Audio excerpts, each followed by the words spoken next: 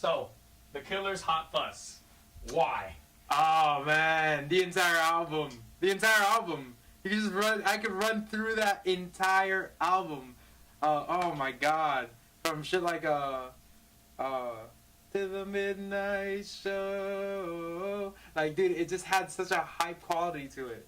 Such a high quality throughout. Like, I'd never heard that type of rock before I heard that. Okay, that makes sense. I for some reason, You have to Brandon really, Flowers' vocals are it's not that they're bad. It just unique. I don't get it. Are you gonna say unique?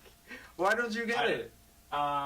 In songs that are more upbeat, I guess it makes sense. But some of their ballad material that I've heard, I just don't like them. I don't know exactly.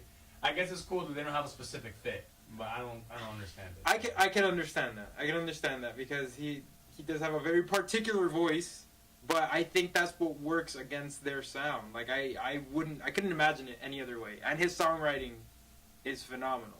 Phenomenal. Like he's one of to me he's a songwriter that I really really look up to. Just because of how metaphorical he could be and yet still get the point across. How do you feel with that first album being the genesis of introducing keyboards to rock bands and not being corny? I thought it was perfect. I thought it was a perfect fusion. Like, just the idea was a very risky one, but it fucking worked. I mean, now it's getting to the point where people are using keyboards in a stupid fashion, but I guess... But when did that album come out? Like 2004, 2005? I want to say 03 or 04. Like, it came out in that time, and that's very early for, like, what's progressed to now. Mm-hmm. And it really just... The sound needed it. If not, they would really sound like any other band. If it wasn't for the producer saying that that they needed to put the synths in, they would sound exactly like any other band. I didn't know it was a producer. I've always seen live performers when they perform live, Brandon having his own little like synthesizer, not a full size piano. So I just assumed it was just an instrument he played the piano, and then it was a producer that says like we really need something else in the sound, and then they thought about doing synths, and it worked out. I feel that the song Somebody Told Me wouldn't work without any synths. It wouldn't. It wouldn't. That was the driving force of the entire song. And many people don't even think about that. They're just like, "Oh, wow, this sounds new," but they don't really get like the elements behind it. Because that time it was like, what else? Like there was a lot of punk still happening. Like it was like off. I guess the last wave of punk was shit like what we were just listening to, Billy Joe Armstrong.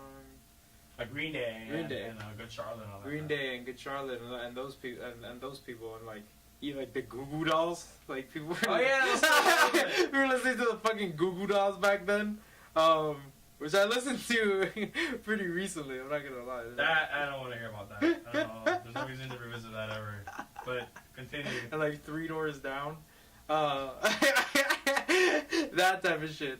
But the synths really brought a dancey feel to it that made it pop, and juxtaposed with his very deep songwriting and the quality of his voice, I think they really made a unique album and a unique sound for themselves within, I guess, the industry. Do you feel they were able, in later albums, because I also made their third album, I felt was weak. Do you think that they were able to evolve their songwriting to it? I thought they were going to evolve in the way Queen did and just be very outspoken in their writing, but I thought it really stayed onto the rock alternative. It did. They didn't really expand after that and try to like change up their sound, which it would have been cool if they did something like Queen, because they were always just making different things. But I thought they were going to continue to progress with their sound, but they kind of stayed stagnant with it.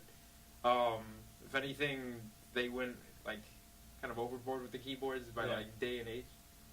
Yeah. By like day and age, they went kind of overboard with the keyboards, in my opinion, in some songs.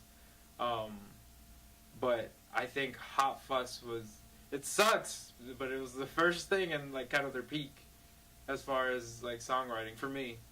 Because beyond there, it really just got overdone. Like it was just like this is more of the same. I don't think they would agree with that, but they're not gonna hear you speak yet, at least. Yeah.